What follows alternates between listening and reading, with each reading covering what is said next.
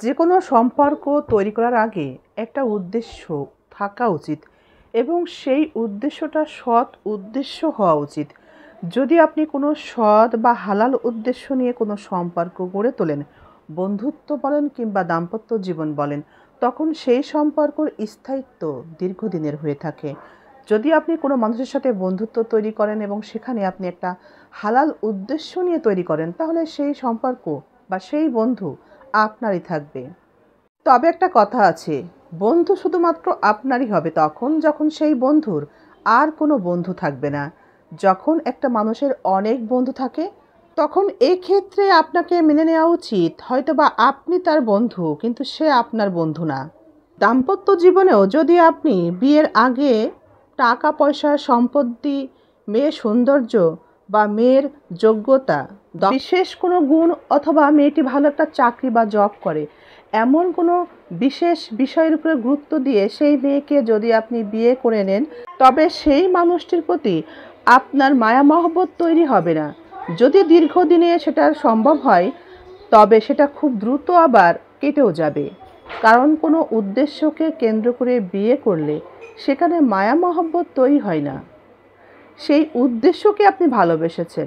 যে বিষয়টিকে গুরুত্ব করে বা কেন্দ্র করে তাকে আপনি বিয়ে করলেন, সেই বিষয়টি যদি কোনো কারণে হাতছাড়া হয়ে যায় কিংবা আপনি না পান, সেই বিষয়টা আপনার কোনো চাহিদা পূরণ করতে না পারে, এমন হতে পারে মেয়েটি অসুস্থ হয়ে গেল, আপনি চাকরি দেখে বিয়ে করেছিলেন, অসুস্থতার কারণে তার চাকরি করাটা সম্ভব হচ্ছে না, কিংবা চেহারা দেখে বিয়ে করেছিলেন, হঠাৎ কোনো কারণে তার চেহারাটা নষ্ট হয়ে গেল, তার ভিতরে চাঞ্চল্য একটা ভাব ছিল, সেটা আপনার খুব ভালো লেগেছিল, সেটা হঠাৎই কোনো কারণে তার জীবন থেকে হারিয়ে গেল। এভাবে বিভিন্ন কারণে যদি আমরা আমাদের জীবনের পছন্দের বিষয়গুলো হারিয়ে ফেলি, তাহলে মানুষটার উপর আপনার ভালো লাগাটাও হারিয়ে যাবে। কারণ মানুষটাকে আপনি ভালোবাসেননি, ভালোবেসেছেন তার বিশেষ গুণগুলোকে। তাই এই মানুষটাকে এখন আপনার কাছে খুবই বিরক্তিকর মনে হবে, কারণ তার ভিতরে সেই গুণগুলো আর নাই যেটা আপনার খুব ভালো লাগতো। তখনই মানুষটাকে আপনার কাছে খুবই অসহ্য বা বিরক্তিকর মনে হবে। নারী অথবা পুরুষ, যার কাছে টাকাটা সব থেকে বেশি ইম্পর্টেন্ট, গুরুত্বপূর্ণ, সেই পুরুষ বা সেই নারী দাম্পত্য জীবনে কখনোই সুখী হবে না যদি টাকা সে জীবনে না পায়, সেই স্বামীর কাছ থেকে টাকা না পায়, কিংবা সেই স্বামী সেই স্ত্রীর কাছ থেকে অর্থ সম্পদ না পায়। যে নারী পুরুষ তাই টাকাকে ভালোবাসে, তার সাথে দাম্পত্য জীবনে জড়ালে দাম্পত্য জীবন কখনোই সুখের হবে না। কিছু নারী পুরুষ আছে অন্যের সম্পত্তি ভোগ করতে পছন্দ করে, নিজে পরিশ্রম তেমন একটা করতে পছন্দ না করলেও কিংবা টুকটাকি যাই করুক, সে অন্যের অর্থ অন্যের সম্পদ ভোগ করতে বেশি ভালোবাসে। সে অন্যের সম্পত্তি টাকা পয়সা দিয়ে স্বাচ্ছন্দ্যের জীবন কাটাতে চায়। এমন নারী পুরুষ কিন্তু আছে যারা অন্যের অর্থ দিয়ে নিজের জীবনকে সাজাতে চায়। এই ধরনের নারী স্বামীর টাকায় বাড়ি করবে, স্বামীর টাকায় আরামে থাকবে, স্বামীর টাকায় এটা করব সেটা করব, এই ধরনের স্বপ্ন যে নারী দেখে, সেই নারীর জীবনে আপনি কখনোই সুখ আনতে পারবেন না যদি তার পিছনে আপনি টাকা খরচ না করতে পারেন।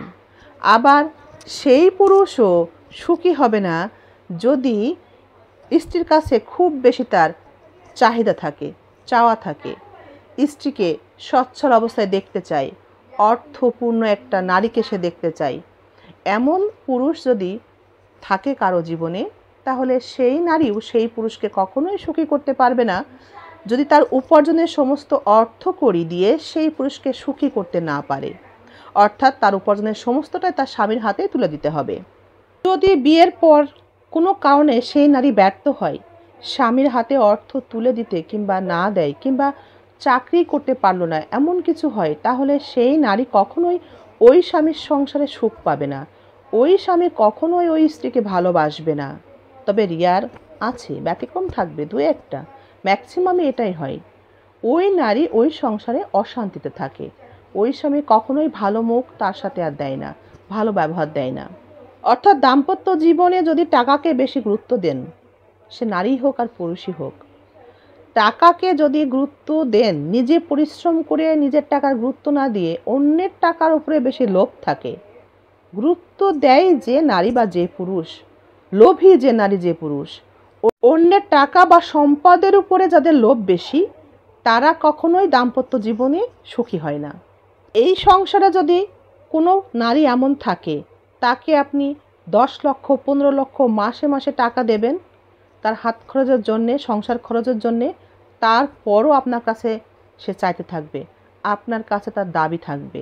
সে অপচয় করতে পছন্দ করবে, নিজের স্বপ্ন পূরণ করতে সে আপনাকে ব্যবহার করবে, আপনার জীবনটা জাহান্নামে পরিণত করবে।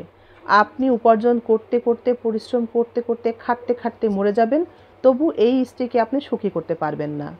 টাকাকে যে নারী বেশি প্রাধান্য দেয়, স্বামীর ভালোবাসার প্রাধান্য না দিয়ে, সেই নারীকে আপনি টাকা দেওয়া বন্ধ করলে সে আপনার সাথে আর থাকবে না। কারণ টাকা দিয়ে তার জীবন সে সাজায়, সে সুখ অনুভব করে। যখনই আপনি টাকা দেওয়া বন্ধ করবেন, তার জীবনের অনেক রাস্তা বন্ধ হয়ে যাবে, আর তখনই তার জীবনে একটা যন্ত্রণা শুরু হবে। আর এই কারণে সে আপনার সাথে থাকতে আর চাইবে না, আপনার সাথে সে ডিভোর্সের মতো একটা সিদ্ধান্তও যেতে পারে, বাচ্চা একটা দুটো তিনটা যাই থাক না কেন, অথবা পরকীয়ায় জড়িয়ে আপনার জীবনটাকে জাহান্নাম বানিয়ে দিবে, সংসারটা তছনছ করে দিবে। এই ধরনের নারী থেকে তাই সাবধান, যারা লোভী এবং টাকাকে বেশি ভালোবাসে, প্রাধান্য দেয়, আপনার ভালোবাসাকে না। আপনার মায়া বা ভালোবাসার প্রাধান্য না দিয়ে যে নারী টাকাকে ভালোবাসে তার কাছ থেকে সবসময় দূরে থাকার চেষ্টা করুন। জীবনসঙ্গী তাকে তৈরি করুন যে আপনার সংসারকে ভালোবাসবে, আপনাকে দেখে শুনে যত্নে রাখবে, আপনার ভালোবাসায় সন্তুষ্ট থাকবে, সৃষ্টিকর্তার ভালোবাসায় সে মুগ্ধ থাকবে, আল্লাহকে ভয় পায়। এমন একজন মেয়েকে সঙ্গী হিসেবে নিজের জন্য বেছে নিন, তবেই আপনার সংসার জীবন সুখের হবে। তা না হলে আপনার জীবন, আপনার সংসারটা জাহান্নামে পরিণত হবে। অবাক হবেন না, এই ধরনের মেয়েরা যারা টাকার লোভে লোভী, যারা টাকা না হলে জীবন চালাতে পারে না, নিজের জীবনটাকে অসুখী মনে করে, তারা সন্তানকেও ভালোবাসে না, তারা পরকীয়ায় লিপ্ত হয় তাদের নিজেদের সুখের জন্যে এবং নিজের ঘাটতি পূরণের জন্য। এই ধরনের লোভী মানুষ বা লোভী মেয়েদের থেকে তাই দূরে থাকুন। নিজেদের জীবনটাকে সুন্দর করতে চাইলে মেয়েদের সঙ্গ এড়িয়ে চলুন। আজ আপনি দেশের ভিতরে তাকে নিয়ে ঘুরবেন, কিন্তু কাল বলবে দেশের বাইরে ঘুরতে যাব। আপনার ক্ষমতা আছে কি নাই দেখবে না। এদের ডিমান্ড দিন দিন বাড়তে থাকে। এদের যে বন্ধু বান্ধব থাকে, একটু নজরদারি করলে দেখবেন তারাও তার মতোই জীবনে এনজয়টাকে বেশি প্রাধান্য দেয়, কিন্তু আপনাকে ভালোবাসে না।